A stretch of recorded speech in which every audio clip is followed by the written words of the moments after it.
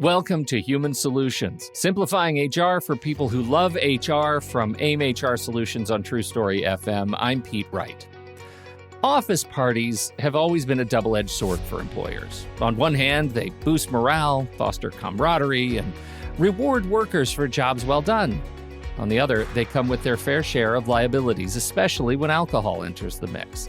Whether you're an employer, an HR professional, or just a curious listener, this week we're going to shed some light on the behind-the-scenes dynamics of those memorable office gatherings and how HR is involved. Sarah Piscatelli and Stacey Wenczel joined me to help navigate the intricate world of corporate celebrations.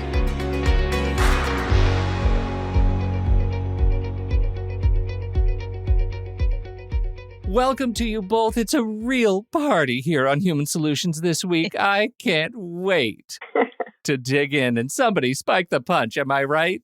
Party. Stacey, Sarah, it's great to see you back again. We've talked about office wardrobe. We've talked about processes. We've talked about a lot of things. We've never talked about party planning. And I have to tell you, when this showed up on my outline of things we're going to talk about, I was surprised. Maybe, Stacey, we should start with you as a veteran party planner. How did this happen? How did this become an HR function? Great to see you again, Pete.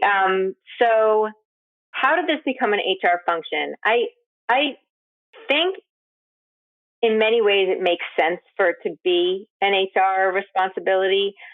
I often find HR is the basket where everything that needs to get done that no one else wants to do, we hold that basket. So it's the rare. I've found over the years it's the rare organization where anybody wants to be the party planner. So it goes to HR. HR generally knows the majority of the players in an organization or the people in the organization, and it's a party for the people. So why not give it to sort of the manager of the people? Sure.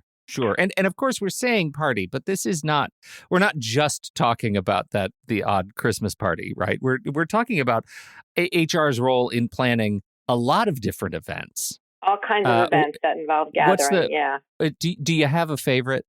What's the best event you've ever planned? The best event that I ever planned was an annual summer outing for a 400 plus manufacturing company where we would gather at an outdoor park and families were invited, and the budget was, the budget wasn't huge. It was it was probably about almost $10,000, but it was just an activity where the whole company, all the employees' families got together, and we hired kind of activities and magicians and catering, and that was the best parties I've planned. Well, and that gets to sort of the point that I was alluding to earlier, that it's this idea that we have to find a reason to celebrate the value of these parties, as hard and as challenging and potentially risky as they can become. What do you see as the benefit of a party like that? Like the party that I just described, I think that the organization, and I certainly agreed with this perspective, was that the benefit of an all family, so a party where the employees' spouse, partners, kids could come, even if we had older employees, some of them came without their children but brought their grandchildren. It was to spread the employer loves in a way. It kind of made, let's call it Widget Company. It made Widget known to all the family, all that employees' family members. So it kind of gets us deep into the workings of a person's psyche, so that there's more commitment to the organization, there's more loyalty from even their spouses or their children. They say, don't leave Widget. We want to go to the company's summer picnic next summer, So it just spreads it out to, goodwill beyond just the employee, but also to their family. Well, and anybody who's ever been a part of a party, don't think about the party right now. Take yourself back to how you felt Monday morning. right? When you go to work again after a party like this, something where you bring the whole family together, it's a viscerally different experience, right? Just knowing a little bit more about the people you work with. I think there's a sense of just exuberance and joy in being more connected with the people you work with. But that does come with a potential risks, and that's Sarah. That's why you're here. Are you in the wet blanket corner of the podcast? That's why I'm here. I am. Yes, I am the literal skunk at the lawn party over here. So, when we introduce alcohol, as you've already pointed out, it can be a good thing, loosens inhibitions, people have a good time, but it can also, of course, impair judgment. So when you're planning a party, and sometimes the event that Stacey was just discussing sounds like more of a family event, probably less of a concern. People have their children along, it's a different, but generally, where alcohol is served, the company has to do a little more planning around that. Where is it located? Transportation can be an issue. They have to, I've worked at a company where generally the average age of the employee was somewhere in the 20s, and they liked to drink, and one of their strategies was at events, 2 tickets. You had 2 drink tickets. There was plenty of abuse of that, believe me, but there was 2 tickets just to try to keep a lid on things. And but when it comes to actual liability and you're the party planner, you should think ahead, consult your insurance company. If you are actually providing and serving the alcohol, usually if it's at an event, that responsibility, most of the liability will go with the one who has control over who is served, to be sure that people are not overserved to avoid social host liability issues once people leave the event or even at the event, right? As HR, you also, it's a good idea to remind managers to be on the lookout for that, to make sure that people don't consume too much alcohol, to be sure that people are abiding by the company's policies, like with regard to harassment is a big one. When people are in a more social setting, they might cross the line, think it's okay to talk in certain ways that they would not do on a work day. And just while we're talking about, these difficulties, you should also, if it's during a work day, plan in advance, to let people know it is paid. It's during work hours. This will be paid. Zero in on those issues, and when it comes to, say, suppose somebody's injured at a company event, right? If you require them to be there, then that may be compensable by workers' compensation, right? Somebody has an injury, they're there because they're required to be there. They can show that this injury arose out of and in the course of employment. So I would stress that it is voluntary. Of course, you have to be careful with your wording and the way you're inviting people. You want them to come, of course, but if you have managers, I want to see all of you at this event, well, that kind of eliminates the voluntariness of the event, right? So lots of things to consider there. Well, and I want to zero in on that language a little bit, right? Because if you have somebody, a manager who says, I really want to see you all at this event, but that's only implied desire, do you find employees really making a case over that if it's clear elsewhere that they're not required to go? And I'm asking because, right, there's the sort of hierarchy, the sort of work, sort of social hierarchy, language at play in addition to the requirement, right? Is there something to be made of people who feel like they're required even though they're not technically required? There is, if that's been communicated to them by somebody who has some authority over their employment. Yeah. Sure. I mean, then they could easily make the case that, well, Joe told us we had to go, and that's why I was there. It wasn't because I wanted to be there. Right. Sure, I drank too much and did whatever, but whatever led to the injury. Yeah. Yeah. When you talk about, in contrast to the party that Stacey was talking about, right, where it's outdoor family, that kind of a thing in a public space, it seems like the organization, the party planner, has more authority and thus liability. How does that shift when you decide, hey, we're going to have this at a restaurant? To your point about who's in control of service. Right. Whoever is actually providing the alcohol and serving it is the one ultimately who has the liability in that sense. If somebody leaves that event or has an incident at the event where somebody's injured, where there's property damage, et cetera.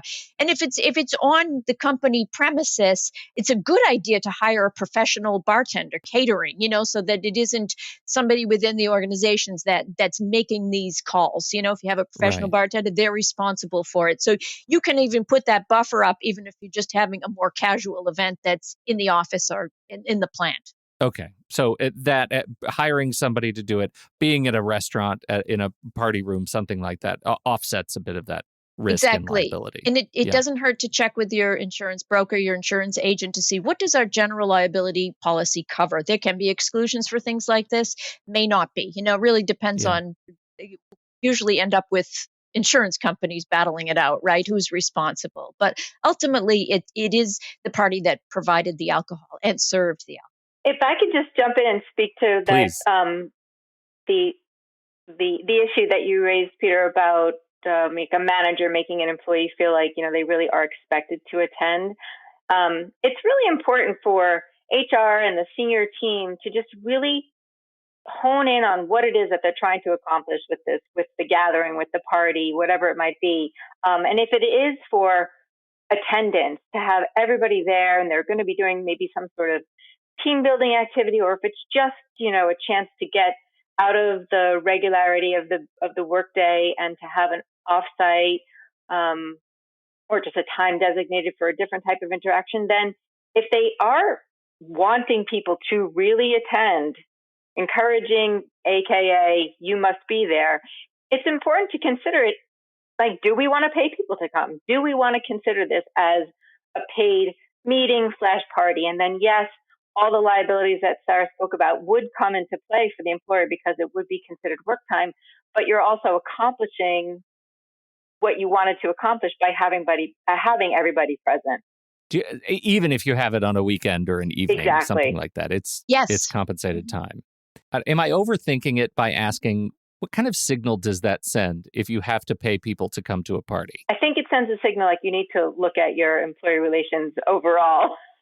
Okay, I'm wondering that, like, if that's something that it starts to feel a little bit like we're throwing events to compensate for some other shortcoming. Absolutely. Right. So forget those parties because those are the lame ones. We're just gonna hang a little lantern on that. You can look at it later. Those are the lamest parties. Don't go to those. Go to parties that you would want to be invited to. Okay, so let's talk then about laying the groundwork for a successful event. Whether it's a party with booze, whether it's a whatever kind of gathering you want to put into place. It does feel like, and the more we talk, it feels like the reason that HR is the sort of defined default role for these parties is because they seem to know everything, right? They know between the two of you how to do it and the risks involved. So let's talk about, how do you go about planning a smart, safe party for your teams? Where do you start? 8 a.m. day one. Stacey, you want to start? Sure. You want to kick it off?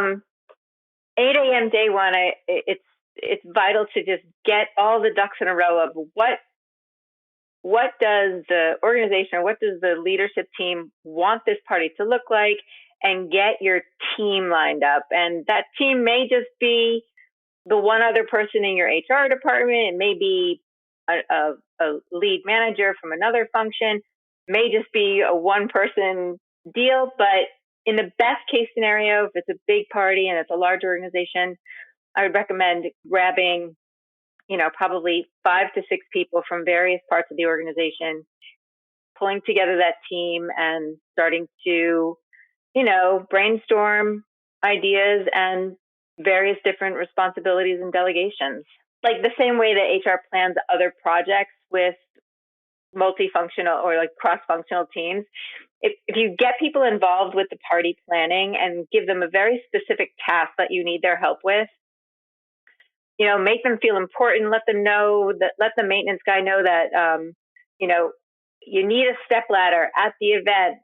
Please be sure to bring the step ladder. And you let, the accounting manager, let her know that you absolutely need 5 gift cards at the event. And then you just follow up with them day before, make sure that they bring it. It just gives those people a sense of responsibility and importance. And it also takes that one thing or two things, whatever it might be, off your plate, scrambling around.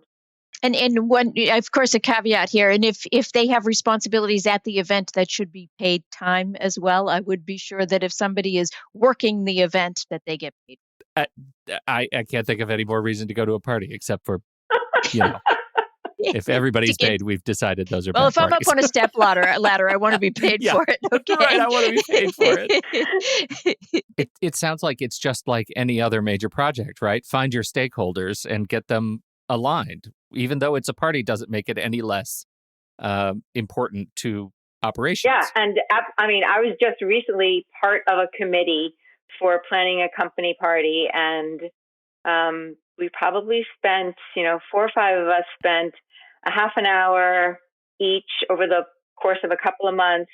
So not too much time, but like in total, probably about 8 hours spent on trying to figure out a place to do this, and great ideas. And then we went back to the leadership team, and they basically were like, oh no, actually we had this other place in mind all along. And so, there was a lot of initial legwork by the committee wasted on a concept that the owners already had an idea for. So it's good to get those things squared away ahead of time. No, if there's any limitations or parameters, get those, identified and then work from there. You're talking about stakeholders. It also seems like call your HR attorney. 8 a.m. day one. Sarah. Tell them a party's coming, right, Sarah? Not a bad idea. Yeah, yeah, call Sarah. Okay, so then I think one of the bits of true sort of wizardry that comes out of party planning is figuring out how to set a budget, right? Sometimes you're handed a budget, but if you're told, here's a kind of thing we want to do, how do you think about, how do you conceive of allocating the right funds, the right amount to make it a successful party? Do you have any back of napkin shorthand? The back of napkin shorthand I have on that is, what are the elements that are going to be your high cost items? If you're working in a company where, there's a lot of people that love to stand behind a barbecue grill or love to do potlucks, that's going to be a huge savings. People will definitely show up to make food and staff the grill, maybe on a rotating, every half hour for like the middle couple hours of the event, different people are in charge of the grill.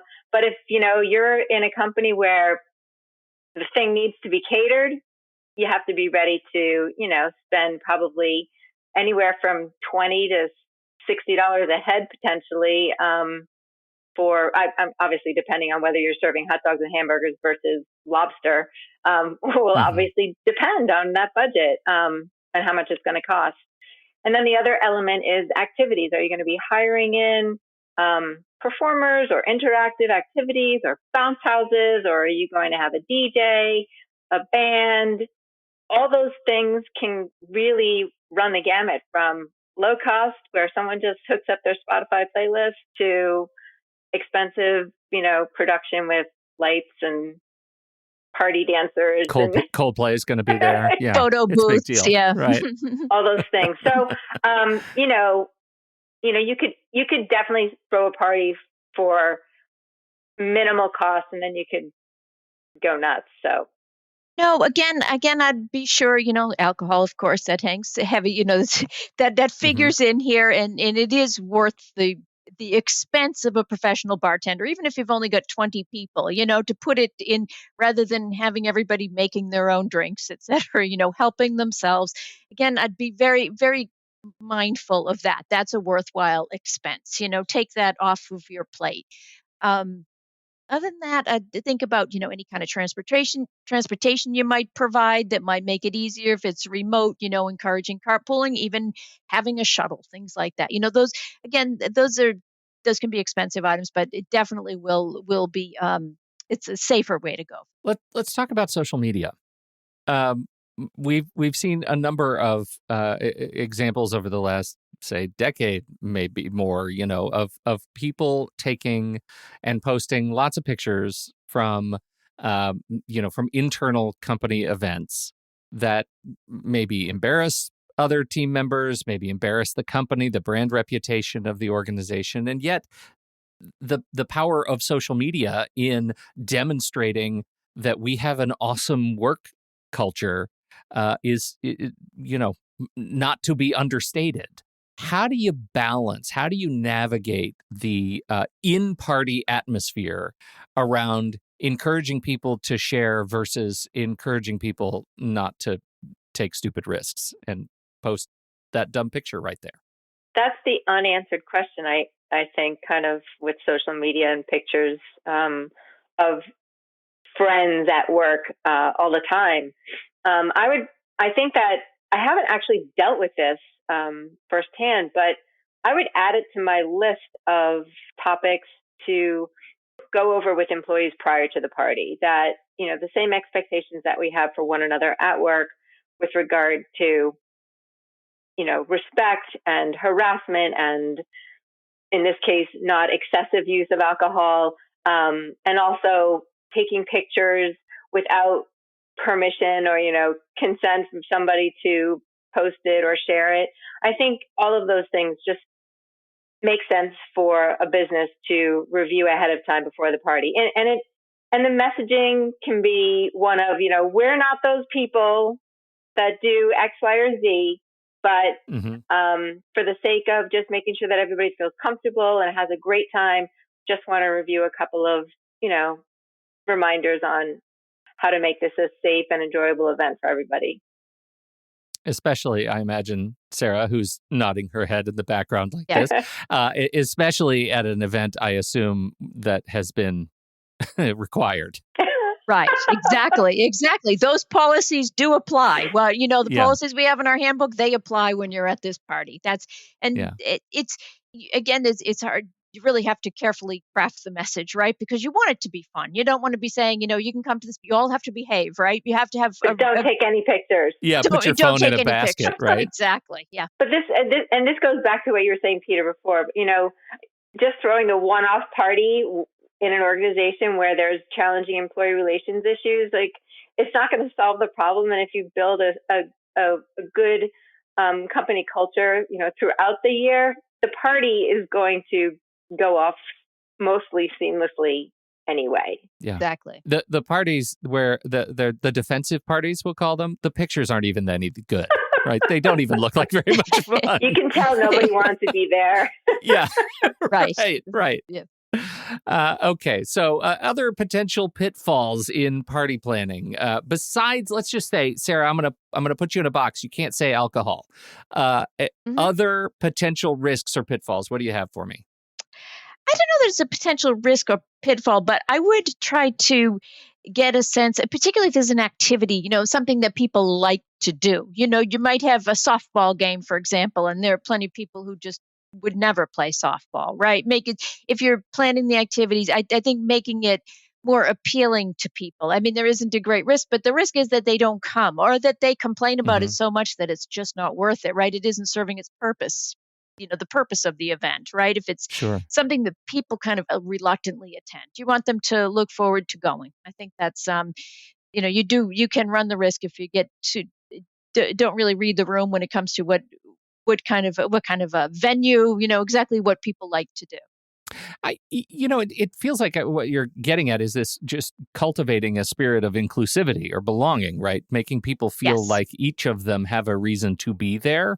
And belonging takes shape. It takes a bunch of different shapes, right? Ask any 5 people what it means to feel like they belong at an event or in an in-group. You'll get 5 different answers. How do you go about planning a party, or are you putting thought into how to make sure every one of our groups feels like they're represented and are able to participate? Stacey? So that goes back to forming your committee and getting an understanding of what this event is trying to accomplish. And so I've been on committees where we're planning the menu, or we're planning what activities are going to be there, and some of them have looked like, okay, we're going to do a holiday party and it's a gift exchange, like a white elephant or one of those kinds of Yankee swap kind of a things. And other events where, it kind of speaks to many diverse needs is, okay, there's going to be people are going to bring their own games, and there'll be bingo. Well, they didn't do bingo, I don't think, but they had like a Scrabble or board game going on over there, and somebody else was able to set up cornhole. And so we had a variety of different things, and also just great places for people to just sit and talk, so that, if they're just not into the more designated and available activities, they can also just, sit and watch or sit and have a conversation with people and enjoy themselves that way.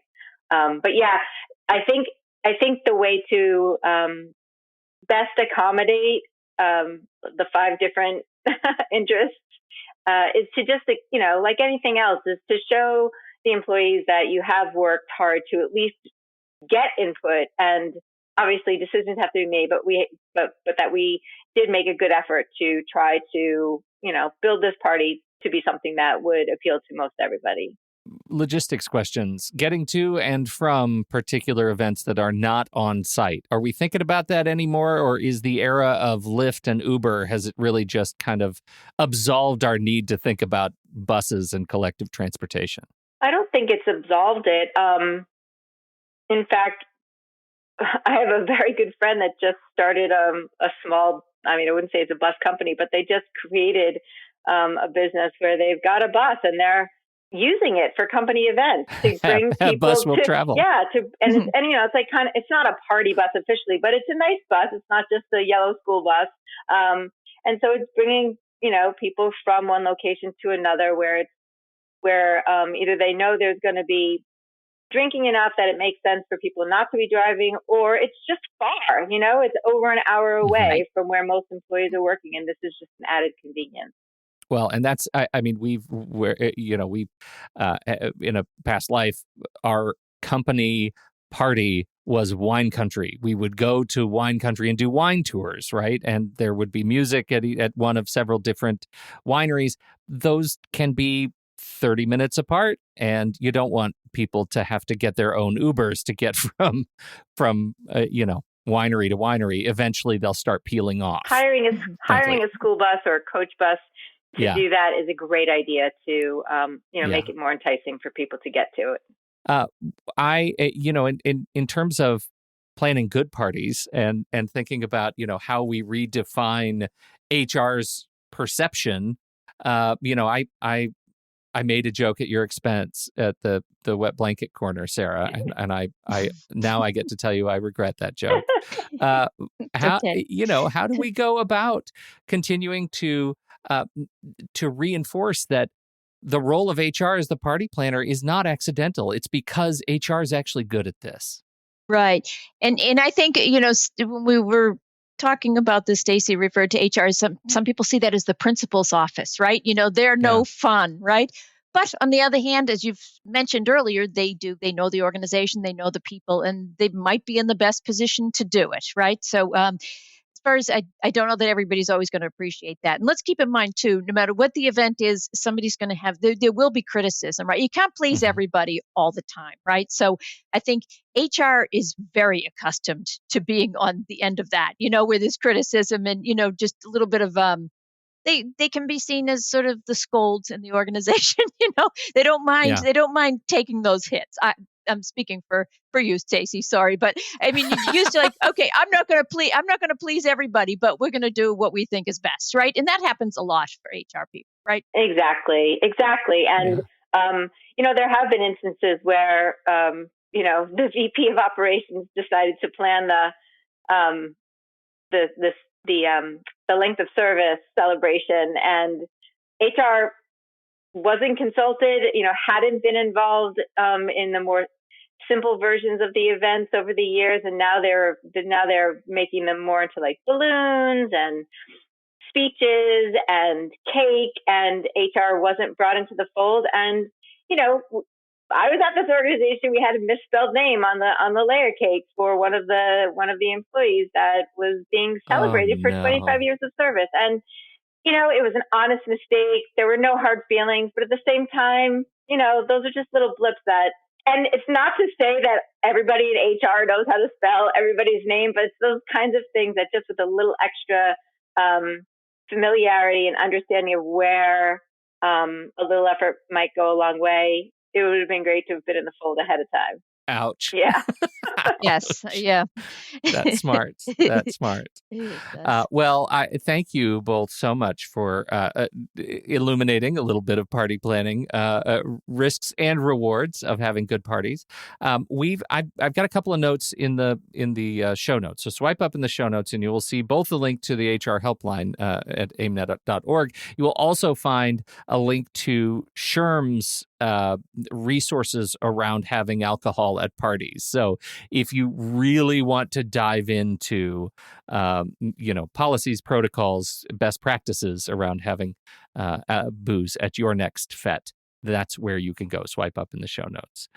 Sarah, Stacey, any other links of note you would like me to share with others, resources to follow? I think what you have there is great. Outstanding. Well, thank you both very, very much for hanging out with me today and talking about parties. As always, all of you listening can find the rest of the links and the notes at aimhrsolutions.com. You can listen to the show right there on the website, or subscribe to the show in Apple Podcasts or Spotify or anywhere else fine podcasts are served. On behalf of Sarah Piscatelli and Stacey Wenczel, I'm Pete Wright. We'll catch you next week right here on Human Solutions, simplifying HR for people who love HR.